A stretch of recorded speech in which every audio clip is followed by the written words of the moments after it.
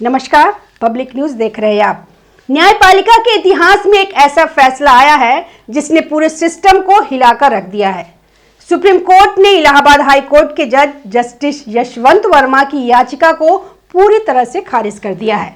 ये वही जस्टिस वर्मा है जिनके सरकारी बंगले से जले हुए नोटों की गड्डियां मिलने का मामला पूरे देश में आग की तरह फैल गया था। कोर्ट के फैसले के बाद अब उनके खिलाफ महाभियोग की प्रक्रिया और तेज हो गई है। साफ शब्दों में कहे तो जस्टिस वर्मा के करियर पर अब ग्रहण लग चुका है और उनकी कुर्सी जाना लगभग तय माना जा रहा है।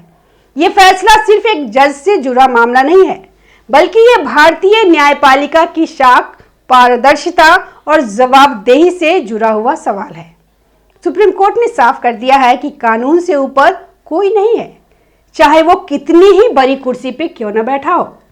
दरअसल जस्टिस यशवंत वर्मा ने सुप्रीम कोर्ट में याचिका दायर कर लोकसभा स्पीकर से उस फैसले को चुनौती दी थी, जिसके तहत उनके खिलाफ जांच के लिए 3 सदस्यीय समिति बनाई गई थी। उनका तर्क था कि जज इंक्वायरी एक्ट 1968 के अनुसार किसी भी जज के खिलाफ जांच शुरू करने से पहले लोकसभा और राज्यसभा दोनों सदनों में प्रस्ताव पास होना जरूरी है, लेकिन उनके मामले में सिर्फ लोकसभा में प्रस्ताव पारित हुआ था और उसी आधार पर स्पीकर ने जांच समिति गठित कर दी।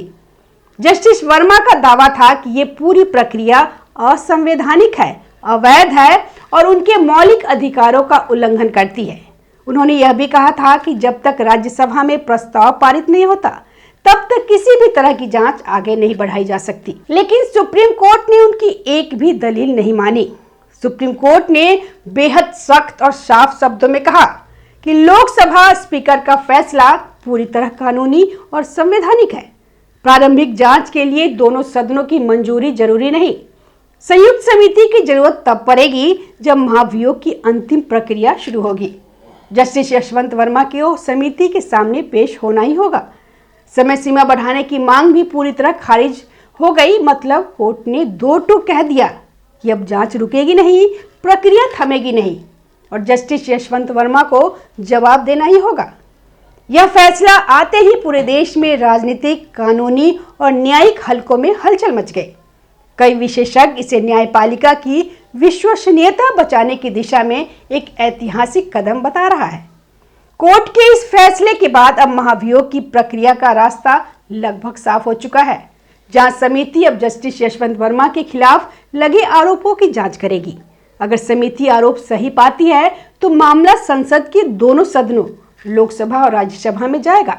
वहां दोनों सदनों में 2/3 बहुमत से प्रस्ताव पारित होना जरूरी होगा। अगर ऐसा होता है तो राष्ट्रपति औपचारिक रूप से जस्टिस यशवंत वर्मा को उनके पद से हटा देंगे। भारतीय इतिहास में जजों के खिलाफ महाभियोग बहुत कम मामलों में सफल रहा है। आखिरी बड़ा मामला 2011 में जस्टिस सौमित्र सेन का था, जिन्होंने खुद इस्तीफा दे दिया था। लेकिन जस्टिस वर्मा का मामला इसीलिए अलग और गंभीर है क्योंकि इसमें जले हुए नोटों की गड्डियां, कैश कांड और अनकाउंटेड मनी जैसे प्रत्यक्ष सबूत सामने आए हैं। दरअसल मार्च 2025 की बात है। उस समय जस्टिस यशवंत वर्मा दिल्ली के हाई कोर्ट में जज थे और दिल्ली के एक सरकारी बंगले में रहते थे। 14 और 15 मार्च की रात अचानक उनके बंगले में आग लग गई।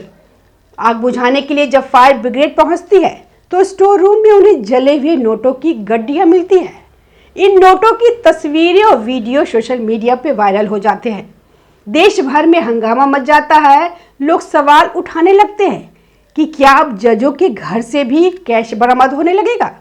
क्या न्यायपालिका भी भ्रष्टाचार की गिरफ्त में है? जांच में सामने आता है कि ये पैसा अनकाउंटेड कैश था, यानी इसकी कोई वैध सोर्स नहीं बताई जा सकती थी। जस्टिस वर्मा उस समय बंगले में मौजूद नहीं थे, लेकिन उनकी पत्नी ने पुलिस और फायर ब्रिगेड को सूचना दी थी। इसके कुछ ही दिनों बाद सुप्रीम कोर्ट कॉलेजियम ने जस्टिस वर्मा को दिल्ली हाई कोर्ट से इलाहाबाद हाई कोर्ट ट्रांसफर कर दिया, लेकिन वहां भी उन्हें कोई न्यायिक कार्य नहीं सौंपा गया। इलाहाबाद हाई कोर्ट में वकीलों और नागरिकों ने प्रदर्शन शुरू कर दिया। हमें भ्रष्ट जज नहीं चाहिए। इस पूरे कैश कांड के बाद संसद में भी बवाल मच गया। विपक्षी सांसदों ने इस मुद्दे को जोर शोर से उठाया और न्यायपालिका में भ्रष्टाचार पर गंभीर सवाल खड़े किए। 21 जुलाई 2025 को लोकसभा में जस्टिस वर्मा को हटाने का प्रस्ताव पेश किया गया, जिसे स्वीकार कर लिया गया। इसके बाद लोकसभा स्पीकर ने 3 सदस्यीय जांच समिति गठित कर दी। हालांकि राज्यसभा में यह प्रस्ताव अभी लंबित है। जस्टिस वर्मा ने इसी आधार पर सुप्रीम कोर्ट का दरवाजा खटखटाया था और कहा था कि जब तक राज्यसभा में प्रस्ताव पास नहीं होता तब तक जांच शुरू नहीं हो सकती। लेकिन सुप्रीम कोर्ट का सख्त संदेश कोर्ट ने साफ कहा है कि प्रारंभिक जांच के लिए सिर्फ लोकसभा की कार्रवाई भी वैध है। दोनों सदनों की मंजूरी अंतिम चरण में जरूरी होती है, लेकिन शुरुआती जांच रोकने का यह कोई आधार नहीं हो सकता। यानी कोर्ट ने यह संदेश दे दिया है कि अगर किसी जज पे गंभीर आरोप है, अगर न्यायपालिका की साख दांव पे लगी है, तो तकनीकी बहानों के जरिए जांच को नहीं रोका जा सकता।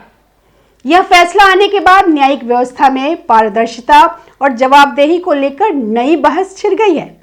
विशेषज्ञों का कहना है कि इससे बाकी जजों पर भी दबाव बढ़ेगा कि वे अपनी संपत्ति, आचरण और फैसलों में पूरी तरह साफ सुथरा रहे। इस फैसले को लेकर राजनीति भी पूरी तरह से गर्मा गई है। विपक्ष इसे भ्रष्टाचार के खिलाफ जीत बता रहा है।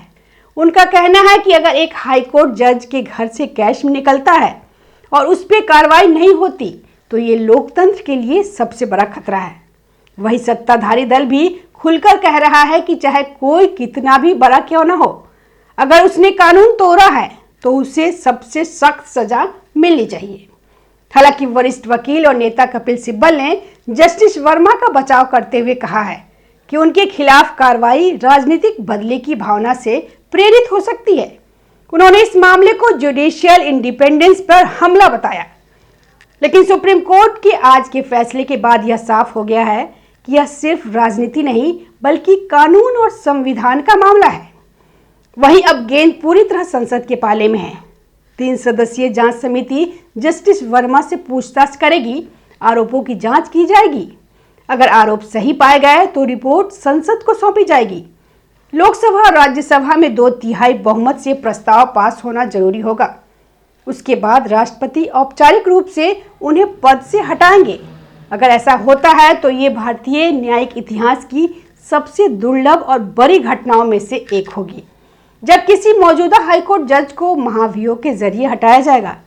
ये मामला सिर्फ एक व्यक्ति तक सीमित नहीं है, ये पूरी व्यवस्था की परीक्षा है। जनता ये देख रही है कि क्या न्यायपालिका खुद को साफ कर सकती है, क्या सिस्टम अपने अंदर से भ्रष्टाचार से लड़ सकता है, क्या कानून सबके लिए बराबर है, चाहे वो आम आदमी हो या हाईकोर्ट का जज। आज सुप्रीम कोर्ट ने एक मजबूत संदेश दे दिया, न कोई कानून से ऊपर है न कोई संविधान से। ये फैसला आने वाले समय में एक मिसाल बनेगा। इसने न सिर्फ न्यायपालिका में सुधार की उम्मीद जगी है, बल्कि यह भी साफ हो गया है कि अब सिर्फ कुर्सी और पद के दम पर कोई बच नहीं सकता। जस्टिस यशवंत वर्मा की याचिका खारिज होना कोई सामान्य खबर नहीं है। ये भारतीय न्यायपालिका के इतिहास का एक बड़ा मोड़ है। सुप्रीम कोर्ट ने आज यह साबित कर दिया है कि अगर सिस्टम पर दाग लगता है तो वही सिस्टम खुद उसे धोने की ताकत भी रखता है। अब देश की नगर संसद पर है, क्या दोनों सदन इस मामले में सख्त फैसला लेंगे? क्या सच में एक जज को पद से हटाया जाएगा? क्या यह भ्रष्टाचार के खिलाफ एक नई शुरुआत बनेगी? इन सभी सवालों के जवाब आने वाले दिनों में मिलेंगे, लेकिन आज इतना तय है कि जस्टिस यशवंत वर्मा के लिए यह फैसला किसी भूचाल से कम नहीं है। अगर आपको यह वीडियो पसंद आया है तो लाइक कीजिए, शेयर कीजिए और चैनल को सब्सक्राइब जरूर कीजिए। धन्यवाद। ताज़ा खबरों से जुड़े रहने के लिए हमारे चैनल को सब्सक्राइब करें और बेल आइकन को दबाना ना भूलें, ताकि हर खबर की नोटिफिकेशन आपको मिलती रहे।